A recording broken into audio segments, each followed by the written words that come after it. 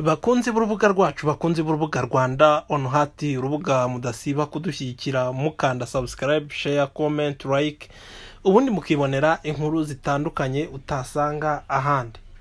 Kuri ubu ngubu twabagereye ku borozi cyangwa se abarobyi bo mu kiyaga cya Kivu, aho bari bategereje ko ku itariki ya 28 Nzeri, ubwo ni kuri uyu wa kabiri, ko ari bwo bafungurirwa bakongera kuroba nyuma y'amezi abiri iki kiyaga gifunze, ariko nabo baguye mu kantu.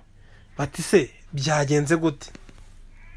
Bari mu myiteguro yose ishoboka, harimo kugura imitego mishya, harimo kuzana ubwato bushya, harimo n'ibikoresho bishya bakoresha. Abacuruzi bo bari bamaze gukora udutanda dutandukanye ndetse n'ibindi byose bifashisha mu kuburobyi, naho banika ayo mafi, biteze ko bagiye gufungurirwa ikiyaga cya Kivu, ubundi bakaroba isambaza zitandukanye. Bati se baje kugwa mu kantu gute? Byaje kubatungura cyane, kuko baje kubona ubutumwa bubabwira ko batemerewe gufungura mu gihe bataruzuza ibisabwa. Ibyo bisabwa ni ibiki? Ibyo bisabwa ni ibikoresho bitandukanye bagombaga kuzana, harimo imiraga.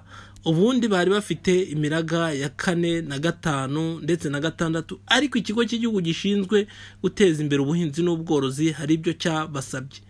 Twaganiriye na Cecile Wizeyimana ushinzwe ubworozi bwo mu mazi n'uburobyi mu kigo RAB, tumubaza ibibazo bitandukanye. Twamubajije tugira tuti, ese nyuma y'amezi abiri ikiyaga cya Kivu gifunzwe mu rwego rwo kubungabunga no kurengera umusaruro, ese abarobyi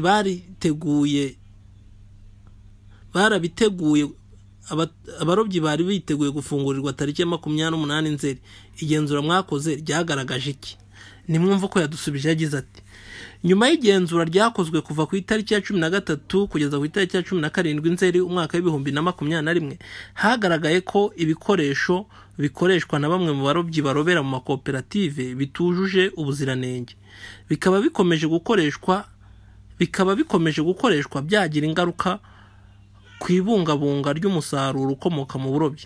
Cyane cyane ibi byagaragaye mu burobyi bw'isambaza bukoresha amakipe cyangwa tirimarani yose uko ari 235 yabashije kubarurwa, afitemo imitego ifite amaso ya 4 mm na 5 mm, mu gihe hemerewe gukoreshwa ifite 6 mm. Hagaragaye kandi abakoresha imitego ya tirapiya ifite amaso ya 3 n'ibice 5 inch, mu gihe hemewe iya 4. Hagaragaye kandi abataragaragaje ibikoresho bateganya kurobesha bitewe n'uko bitujuje ibisabwa. Hagaragajwe kandi ikibazo cy'ibindi bikoresho bitemewe nk'ibikuruzo uroba indugu, nk'ibikuruzo biroba indugu, supanete na kaningini. Umutego wa plastique ukozwe n'urudodo rumwe ukora nka rukuru. Umutego wa plastique ukora nk'urudodo rumwe cyangwa rukuruzi, bikunzwe gukoreshwa mu bigobe aho ibinyabuzima byororokera, bigatuma baroba utwana tukivuka twari kuzaba umusaruro w'ejo hazaza. Hasabwe gukora ubuvugizi mu nzego z'ibanze kugira ngo zigire uruhare mu guhashya ibikorwa bigira ingaruka mu kwangiza umusaruro w'ibikomoka muri iki kiyaga. Ikibazo cya gatatu twamubajije, twagize tuti, abarobyi bavuga ko batunguwe no kubwirwa ko imitego ya 5 yose bayikura mu Kivu. Ese mubivugaho iki?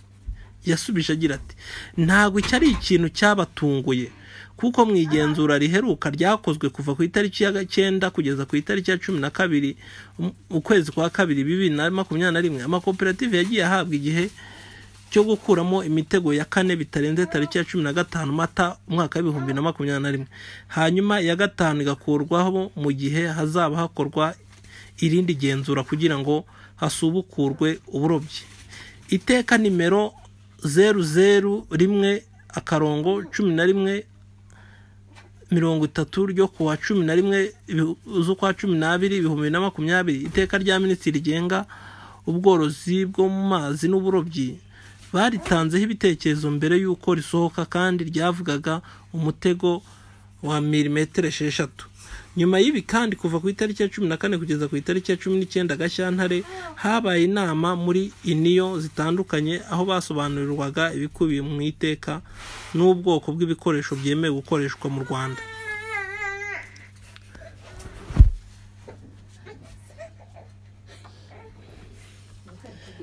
Bagiriwe inama yo kwishyira hamwe kugira ngo babashe gutumiza ibikoresho mu buryo buboroheye.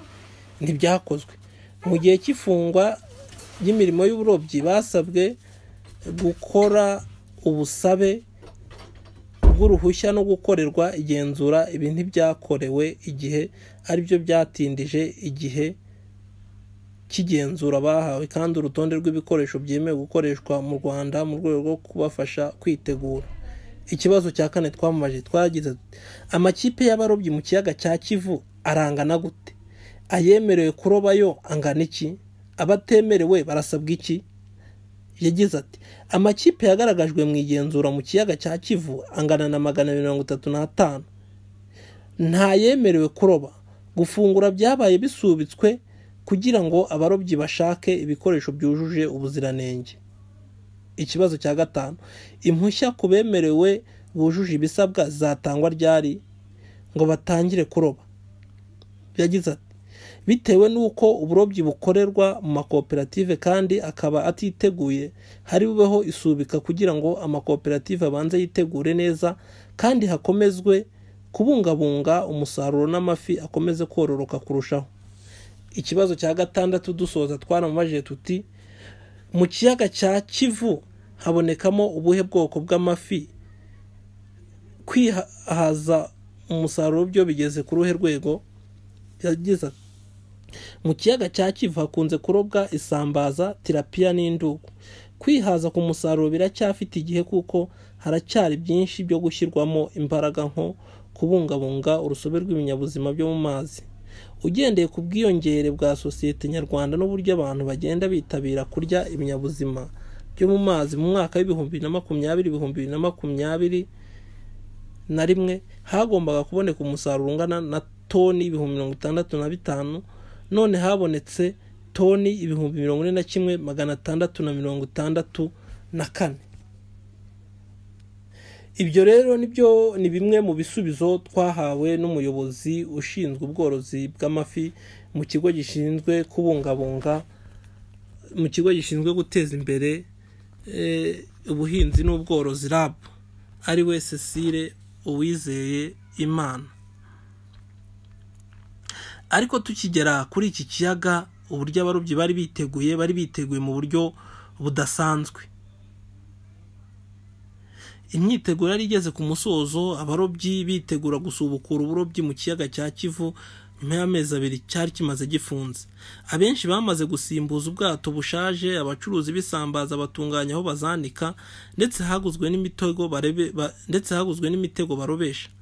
Cyakora mu gihe bari biteguye gusubukura ibikorwa by'uburobyi ngo batunguwe no kubona itangazo ribamenyesha ko hari imitego itemewe ikigaragara muri iki Kivu, bityo kugifungura bikaba bisubitswe. Ibi byabateye impungenge. Abayobozi b'amakoperative y'abarobyi bavuga ko uruhushya bahawe n'ikigo RAB rwagombaga kumara umwaka umwe. Bari bemerewe gukoresha imitego cyangwa imiraga ya 5 na 6 mu kuroba. Ndagijimana Emmanuel, perezida w'ihuriro ry'amakoperative y'abarobyi mu karere ka Karongi, avuga ko batunguwe no kubona bababwira ko imitego ya 5 itemewe. Gusa ubuyobozi bw'ikigo gishinzwe guteza imbere ubuhinzi n'ubworozi RAB bwagaragaje ko ubugenzuzi bwakozwe kuri ayo matariki yavuzwe hejuru. Amakipe y'abarobyi 135 niyo yabaruwe. Buri kipe igira ubwato 3. Gusa ubwato bwujuje ibisabwa bwemerewe kuba bwaroba ni 225 muri 705 bubarirwa muri aya makipe. Gusa nta na bamwe bemerewe kongera gusubukura bitewe n'uko bakorera mu makoperative. ubusanzwe ikiyaga cya Kivu kibonekamo amafi manini ya tilapia, kabambari n'ubwoko bushya bw'amafi yashyizwemo azwi nka Rwanda rushya, harubwamo kandi n'udufi duto twisambaza n'indugu. Ngibyo rero iby'ubuyobozi bw'ikigo gishinzwe guteza imbere ubuhinzi n'ubworozi RAB bwagaragaje busubika igikorwa cyo kongera kuroba mu kiyaga cya Kivu kubera abarobyi barimo batiteguye kuba batangira. Gusa ni ikibazo gikomeye ku baryi bisambaza abazikundaga, dore ko hari n'abari baturutse mu bice bitandukanye by'igihugu bagiye gutegereza ko babona umusaruro bakawujyana aho bakomoka, ariko siko byagenze kuko basigaye baririra mu myotsi. Bakunzi b'urubuga rwacu, bakunzi b'urubuga Rwanda on hati, nguko uko byagendekeye abarobyi bo mu kiyaga cya Kivu. Iby'isambaza byo ni ukubitega ikindi gihe, kuri ubu ikivu kiracyafunze. Turabakunda. Icyo musabwa gusa ni ugukanda subscribe, share, comment, like, ubundi ukibonera n'indi myandiko utasanga ahandi. Nitwa Ndagijimana Emmanuel, umuyobozi w'ihuriro ry'amakoperative y'abarobyi mu karere ka Karongi. Twafunze ku itariki 28 z'ukwezi kwa karindwi, tugomba gufungura n'undi 28 z'ukwezi kwa 9. Ubwo no kuvuga ngo ejo nibwo twari twujuje amezi 2 kugira ngo tube twinjiye mu kiyaga turobe. None ubu no kuvuga ngo kugeza iyi saha message dufite twahawe bavuga ko tutemerewe guhabwa impushya ngo biteye n'imitego ya gatanu. Kandi mu by'ukuri imitego ya gatanu mu mpushya dufite n'urunda rufite hano harimo n'ubundi ko twakoresha gatanu gatandatu. Nta message yindi yabaye imbere yaho itubwira ko gatanu tuzivanamo, ariko twatunguwe no kubona ko batubwiye ngo nituzikuremo uwo munsi baje gusura, kandi mu by'ukuri hasigaye igihe gito. Umva ko ku itariki 16 17 kugira ngo noneho 28 bamaze gukemura bya bibazo ntabwo byazagushoboka. Imitego se ubundi muyikura he? Ni bande bayibaha ko bavuga ko itujuje ubuziranenge? Imitego abantu tuyigurira n'abashoramari. Abashoramari nibo bajya kwirangura Tanzania, kandi no kuvuga ngo iyo bayizanye bizana ku isoko n'undi kandi baciye ku mupaka, ntabwo tukabagurira nyine tugashyira mu mitego mu burobyi bwacu tukaroba. Iba yagenzuwe se RAB ibibizi? Twibwira ko yakabaye ibizi, kuko no kuvuga ngo n'ubundi impushya zituma bajya kuzana iyo mitego y'uburobyi iba yazibahaye. Bivuga ko rero ubundi yakakoze na gahunda yo kubacekinga ku buryo imenya ngo imitego bazanye irujuje. Icyatujyanye mu gihe rero no kugeza iyi saha no kuvuga ngo ntago tuzi ngo abemerewe ni bande, ni bangahe, bazakora se ejo bazajya amazi barobe. Kandi no kuvuga kugeza iyi saha n'ubundi ibyo dusabwa gukora uyu mwanya ntago byashoboka n'ubundi kugira ngo iyo mitego ya gatanu bavuga yavamo ikurwemo dutangira akazi dukora. Ariko imitego dufite no kuvuga ngo urebye no kuvuga dufite amakipe 42. 42 rero twakoreshaga umutego wa gatandatu gatanu, kandi twese tubihuriraho. Bivuga ko rero no kuvuga ngo iyo 42, kandi no kuvuga ngo buri kipe ubwo ibaye ngombwa kwisimbuza yasimbuza, ubwo no kuvuga ngo ibitambaro bigera muri 4. Igitambaro kimwe gihagaze mu 380. Urumva ko rero kugira ngo wa murobyi ayabone ashyiremo bya bitambaro 4 mu gihe cy'icyumweru kimwe cyangwa cy'iminsi ajye kuroba ntago byoroshye ntibitworoshye. Ndagira ngo umbwire amazina yawe n'icyo ukora. Nitwa Ndayisabye Silver, nkaba ndi umurobyi ukora uburobyi mu karere ka Karongi. Ndagira ngo tubwire ikibazo mufite ni ikihe? Ikibazo dufite nuko twatunguwe no kumva ko tuzaroba, kandi mu by'ukuri twatweguye neza ko haragiye no madeni. Twakoresheje amato yarashaje tuyasimbuza, ubwato bumwe bugona 300. Iyo ukoresha amato 3 dugonga n'ibihumbi 900. Bakubwira ngo ukuremo bya bitambaro bitatu, nabyo bikagongana na miliyoni hafi n'ibihumbi 150. Rero ubushobozi bwo gutungura vuba nicyo cyagize mpunyege dufite, ntabwo twabihoma ntabwo twabishobora, kuko muri make umuntu umaze amezi baradakora kumutungura icyo kintu, kumutunguza icyo kintu ni ingorane. Ubwo nta mwana wacu uziga, nta mwana wacu uzajya ku ishuri, natwe ubwacu ndende twagiyemo ntabwo twanava mu iyi minsi, kereka batwemeye gukomeza dukorera, ahubwo tukazakora muri ibyo bitambaro umwaka utaha. None se imyiteguro mwari murimo ni iyihe? Mwateguraga iki? Imyiteguro twakoreshaga amato no kuyahangisha no gushaka ibiti, kuko iyo bimaze amezi 2 byose birasaza. Ubwo n'ibishasha dufite kugeza ubu, kandi igiti kimwe kigura ibihumbi 13. 13 wakora n'ibiti 10. Urumva rero iki gihe bari kudushiramo ntago twese tukishimiye, nta karengane. Mukirifuza iki? Turifuza ko batubabarira dukakora tukazakuramo iyo mitego bateguje, kuko dufite impushya za 5 na 6 baduhaye umwaka ushize. Urakoze cyane.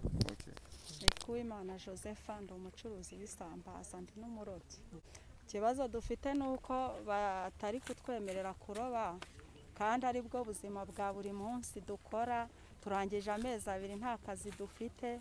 Ubwo rero turibaza impamvu ituma batatwemerera kuroba, kandi imitego n'ubundi dufite ariyo yarituye.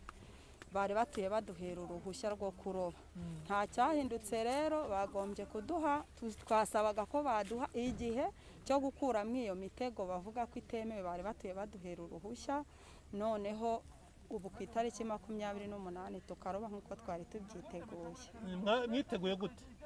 Twiteguye ni ukuvuga yuko twasanuye ibikoresho byari bishaje tugujije amabanke tugura ibiti tugura amatara ndetse n'imiraga yari irimo ishaje nayo turayisimbura. Ubwo rero ni ukuvuga ngo hatugereye ahangaha ubuzima babuhagaritse no kubaho ntitwabaho kubera ko ari bwo buzima bwa buri munsi bwa hano ku mazi ariko kazi dukora gusa. Murifuza iki? Turifuza yuko ku itariki 28 umunsi w'ejo bareka tugasubira mu burobyi abaroba bakaroba n'abacuruza isambaza nabo bagacuruza kuko nta kandi kazi bafite kugira ngo babashe gukomeza ubuzima abajyana abana ku ishuri bajyeyo no kurya twongere turye tubeho neza.